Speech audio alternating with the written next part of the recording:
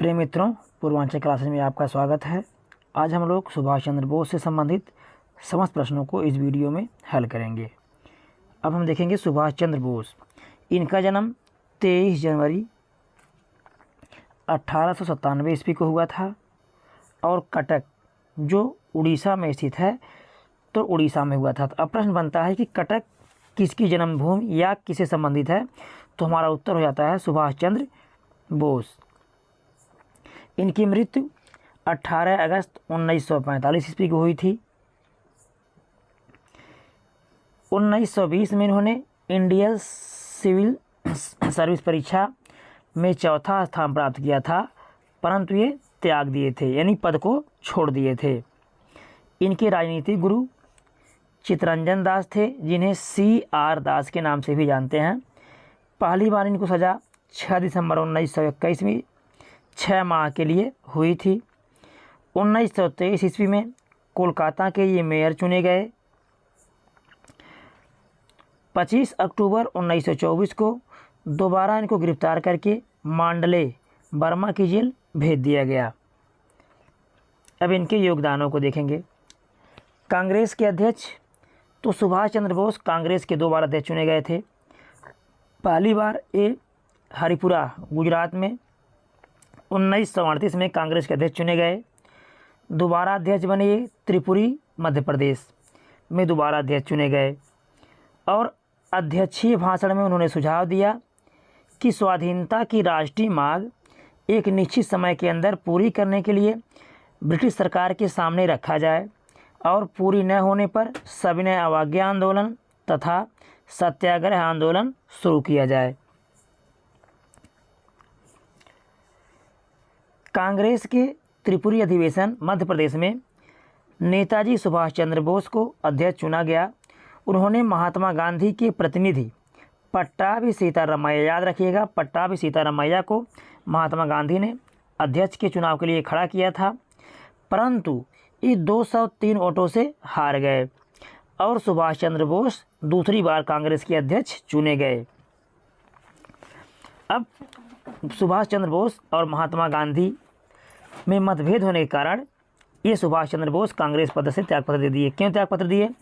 कि जो कांग्रेस के बहुसंख्यक सदस्य थे ये महात्मा गांधी के अनुयायी थे, यानी महात्मा गांधी की बातों को मानने वाले थे। तो सुभाष चंद्र बोस ने गतिरोध के कारण त्यागपत्र दे दिया। अब त्यागपत्र देने के पश्चात सुभाष चंद्र बोस ने फॉरवर्ड ब्लॉक की स्थापना की 3 मई 1939 ईस्वी को। All India forward block Bharat का एक राष्ट्रवादी राजनीतिक दल है। इस दल की स्थापना 1939 में नेताजी सुभाष चंद्र बोस ने की थी।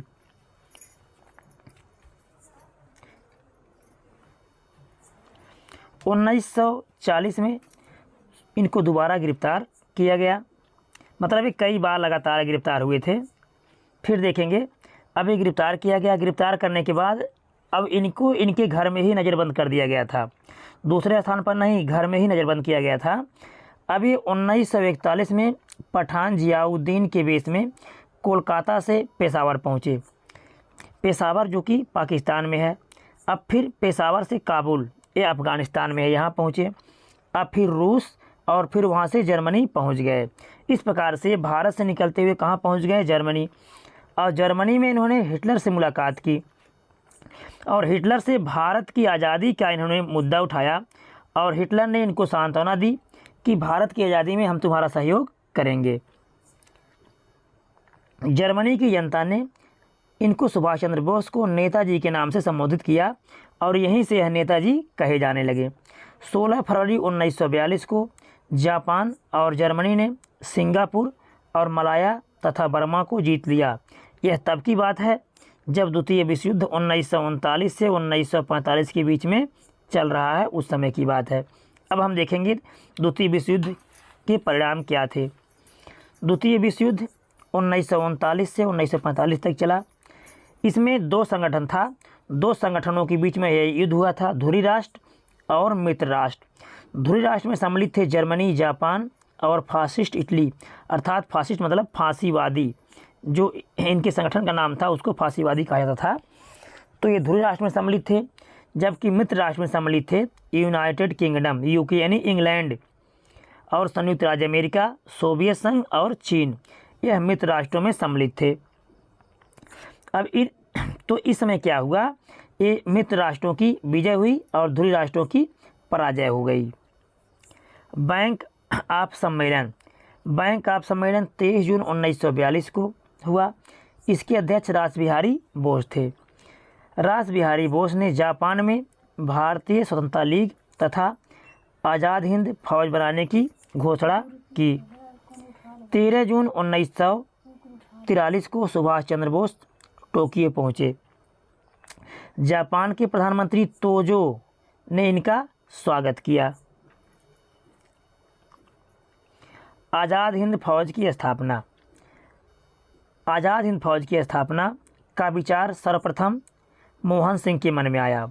मोहन सिंह के मन में नहीं आया, 2-3 लोग अन्य थे, उनका नाम आगे वीडियो में बताया गया है। लास्ट तक वीडियो पूरा देखिएगा, बहुत अच्छे ही तरीके से समझाया गया इसको। तो उन्होंने मोहन सिंह को उकसाया था आज़ाद हिंद फौज की स्थापना करने के लिए। तो माना जाए तो मुख्य जो है मोहन सिंह ही है। तो मोहन सिंह उस समय भारतीय ब्रिटिश सैन्य अधिकारी थे, यानी ब्रिटिश के द्वारा भारत में नियुक्त किए गए सैन्य अधिकारी थे। और इन्होंने जो है भारतीयों को आज़ाद कराने के लिए जापान में जो है नौकरी कर ली है, जापान की सेवा करने लगे। अब INA का हम प्रथम चरण देखेंगे। 1 सितंबर 1942 को 16,300 सैनिकों को लेकर आज़ाद हिंद फौज का गठन किया गया। यानी ये जो मोहन बोस हैं, मोहन जी जो हैं, इन्होंने 16,300 सैनिकों को लेकर आज़ाद हिंद फौज का गठन किया। अब इसकी देखिएगा विशेषता क्या है कि जापानी अधिकारी चाहते थे कि इसमें 2,000 सैनिक रहें सिर्फ, जबकि मोहन सिंह चाहते थे इसमें 2 लाख सैनिक रहें। हालांकि ये जो है 40,000 सैनिक इसमें हो गए थे थोड़े समय बाद, लेकिन शुरू में 16,300 सैनिक ही इसमें थे। द्वितीय चरण 2 जुलाई 1943 को हुआ, जब सुभाष चंद्र बोस सिंगापुर पहुँचे। 5 जुलाई 1943 ईस्वी को रासबिहारी बोस ने भारतीय स्वतंत्रता की अध्यक्षता सुभाष चंद्र बोस को सौंप दी। और सुभाष चंद्र बोस नेताजी तो पहले से कहला रहे थे, अब और इनको नेताजी की पदवी मिल गई। 21 अक्टूबर 1943 में आज़ाद हिंद फौज के सर्वोच्च अधिकारी या सर्वोच्च सेनापति की हैसियत से सिंगापुर में अस्थायी भारतीय सरकार का गठन किया गया। यहीं पर दिल्ली चलो, सुभाष चंद्र बोस ने यहीं पर दिल्ली चलो और तुम मुझे खून दो, मैं तुम्हें आज़ादी दूंगा का नारा दिया। याद रखिएगा, का नारा यहीं पर दिया था, दिल्ली चलो और तुम मुझे खून दो, मैं तुम्हें आज़ादी दूंगा। और सुभाष चंद्र बोस ने सिंगापुर में ही रानी झांसी रेजिमेंट, यह जो है स्त्री सैनिकों का एक संगठन था, इसकी स्थापना सुभाष चंद्र बोस ने किया। जापान ने 8 नवंबर 1943 को अंडमान और निकोबार द्वीप नेताजी की अस्थायी सरकार को सौंप दिया। सुभाष चंद्र बोस ने अंडमान का नाम शहीद द्वीप, याद रखिएगा, अच्छे प्रश्न है, अंडमान का नाम शहीद द्वीप और निकोबार का नाम स्वराज द्वीप रखा। 22 सितंबर 1944 ईस्वी को सुभाष चंद्र बोस ने शहीदी दिवस मनाया। आज़ाद हिंद फौज की सेना असम तक पहुंच गई। जब ये सिंगापुर में INA की बागडोर सुभाष चंद्र बोस को दी गई, तो ये धीरे धीरे बढ़ते हुए जो है असम तक पहुंच गई और कोहिमा में इन्होंने अपना झंडा फहराया। लेकिन इस समय दुर्भाग्य क्या है कि द्वितीय विश्व युद्ध में जो ध्रुवीय राष्ट्र था, ध्रुवीय राष्ट्र में जो जापान था, जापान की हार हो गई और हार होने से सुभाष चंद्र बोस जो है विवश हो गए, यानी हार ने इनको विवश कर दिया। 18 अगस्त 1945 को बैंकॉक से टोक्यो जाते समय फार्मोसा द्वीप पर जो ताइपेई के पास है, विमान में आग लग जाने के कारण इनकी मृत्यु हो गई। अर्थात इस प्रकार से इनकी जीवन लीला समाप्त हो गई। अब देखेंगे INA में आगे क्या हो रहा है। तो लाल किले का मुकदमा, समय नवंबर 1945। जो INA में सैनिक थे लगभग 40,000 जो हो चुके थे, अब इनमें जो कुछ मुख्य अभियुक्त हैं उन पर ये दोषारोपण किया गया कि ये भारतीयों को भड़का रहे हैं, जिससे भारतीय जो है आंदोलन कर रहे हैं, जिसमें ब्रिटिश का नुकसान हो रहा है, इसलिए इन पर मुकदमा चलाया जा रहा है और यह मुकदमा लाल किला दिल्ली में चलाया गया। तो मुख्य 3 अभियुक्त थे, मेजर शहनवाज खां, कर्नल प्रेम सहगल, याद रखिएगा, और कर्नल गुरजात सिंह ढिल्लो। ये 3 जो है मुख्य आरोपी थे और इनको फांसी की सज़ा सुनाई गई।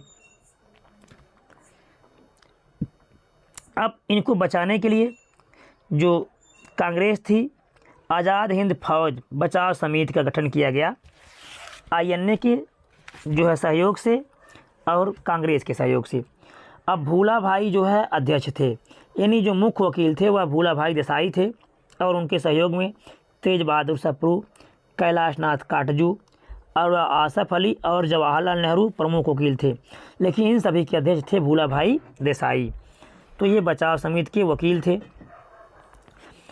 इस समय लाल किले को तोड़ दो, आज़ाद हिंद फौज को छोड़ दो, ये 2 नारे लगाए गए। लॉर्ड बेवेल ने मृत्युदंड की सज़ा को माफ़ कर दिया। इस प्रकार से जो आरोपी थे ये सब आरोपी बच गए। अब सुभाष चंद्र बोस तथा उनके जीवन से संबंधित महत्वपूर्ण प्रश्नों को हल करेंगे। महात्मा गांधी ने किसे देशभक्तों का देशभक्त कहा था?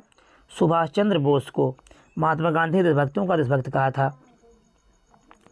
द फ्री इंडिया सेंटर का गठन किसने किया? तो फ्री इंडिया सेंटर का गठन सुभाष चंद्र बोस ने 1942 में जर्मनी में किया। ये आज़ादी के पक्ष में पर्चे छपवाते थे तथा भाषण देते थे।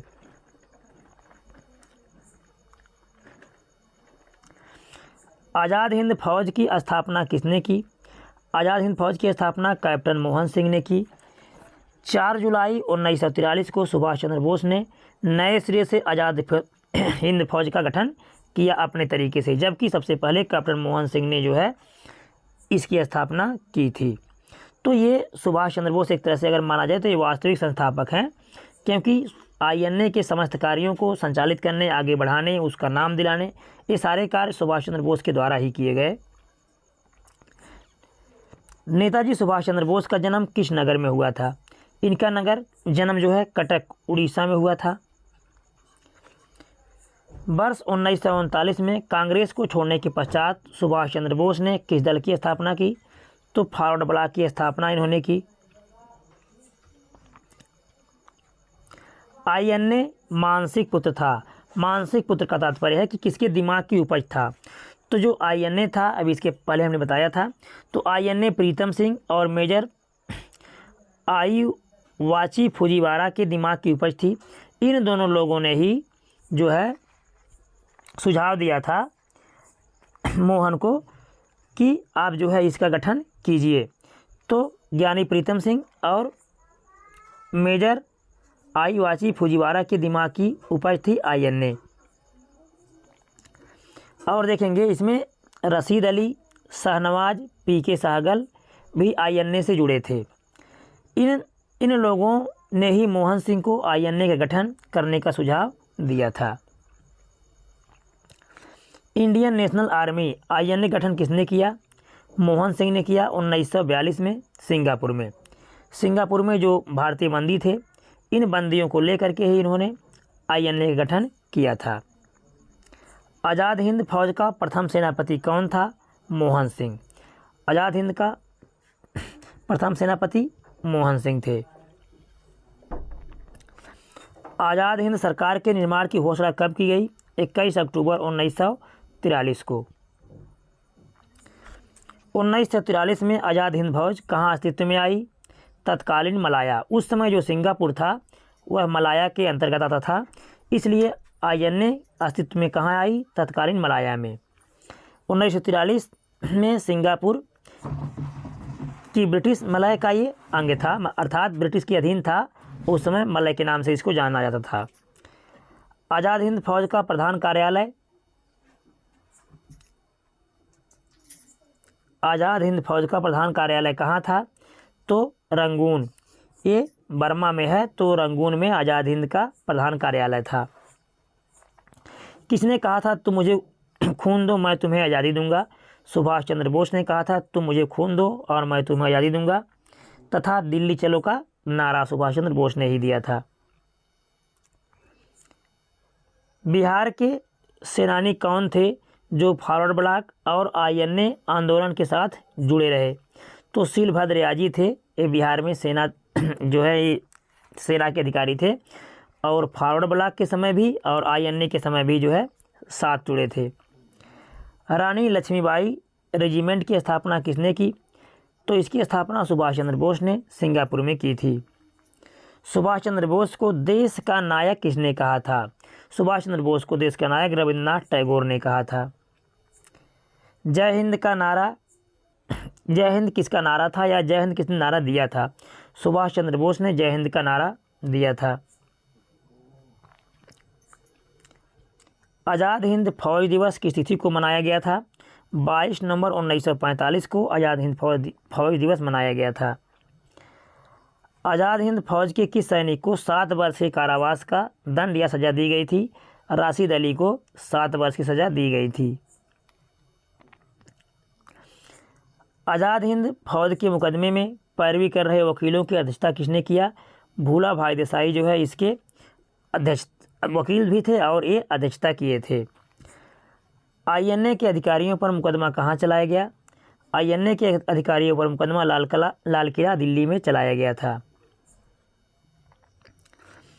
सुभाष चंद्र बोस का राजनीतिक गुरु कौन था या राजनीतिक गुरु कौन थे?